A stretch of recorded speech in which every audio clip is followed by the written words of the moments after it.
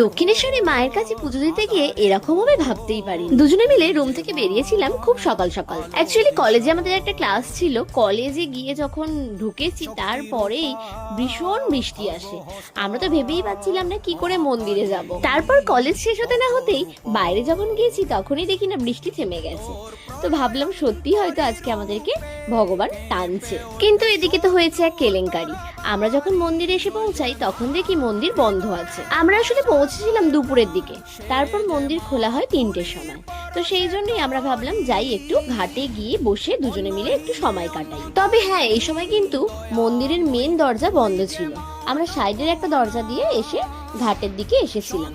আর দেখো ওয়েদারটা কত সুন্দর না, বৃষ্টি হওয়ার পরে এত সুন্দর লাগছে যে মন চাইছিল আরো কিছুক্ষণ ঘাটে বসে থাকি। কিন্তু আমাদের আবার দক্ষিণেশ্বরে পুজো দিয়ে বেলুড়ে যাওয়ার কথা ছিল, তো সেই কারণেই তাড়াতাড়ি উঠে পড়তে হলো। আমরা চলে গেলাম স্কাই ওয়াকেরই একটা স্টলে। ওখান থেকেই ডালা কিনে নিয়েছিলাম। সেই সুবাদে স্টলেই আমরা আমাদের ব্যাগ, মোবাইল সবকিছুই রেখে গিয়েছিলাম, তাও আবার সম্পূর্ণ বিনামূল্যে। তো এই জিনিসটা খুবই ভালো। মন্দিরের পাশেও যদিও সবকিছু রাখার একটা কাউন্টার আছে, কিন্তু এখানে বিনামূল্যে সবকিছু রাখা যায়। তারপর ডালা নিয়ে চলে গিয়েছিলাম মন্দিরের ভেতরে। বাইরে আমাদেরকে একটুও লাইন দিতে হয়নি, ভেতরে গিয়ে খানিকক্ষণ লাইন দিয়েছিলাম। তারপরেই পুজো দিয়ে এসে এই বাইরে একটু এখন আমরা ফটোশুট করে নিচ্ছি। হ্যাঁ, তবে মন্দিরের ভেতরেও আমরা বেশ কিছুক্ষণ সময় কাটিয়েছি, মায়ের মূর্তি দর্শন করেছি, মনটা শান্তও করে কিছুক্ষণ বসেছিলাম। তারপরে সব শিব মন্দিরে ঘুরে একেবারে বেরিয়েছিলাম। তারপর চলে এসেছিলাম আমরা ফেরিঘাটে। ওখান থেকে দক্ষিণেশ্বর টু বেলুড় দুটো টিকিট কেটে নিয়ে এখন আমরা ফেরিঘাটের দিকেই যাচ্ছি। আর জেটিতে উঠে আমরা সিট পাইনি, আমরা এক সাইড করে এই সুন্দর পরিবেশটা উপভোগ করে করে যাচ্ছিলাম। সাথেই ঘটি গরম দুটোও নিয়ে নিয়েছিলাম। এত সুন্দর ফুরফুরে হাওয়া দিচ্ছিল যে আমাদের তো জেটি থেকে নামতেই ইচ্ছা করছিল না।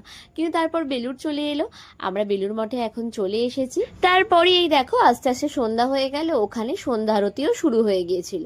তো আমরা বাইরেই মাঠে বসে বসে ওখানকার আরতি দেখছিলাম। তারপরে ভাবলাম না, অনেকটা রাত হয়েছে, এবার তো রুমে ফিরতে হবে। তো সেই জন্যই আবার চলে গেলাম ফেরিঘাটে।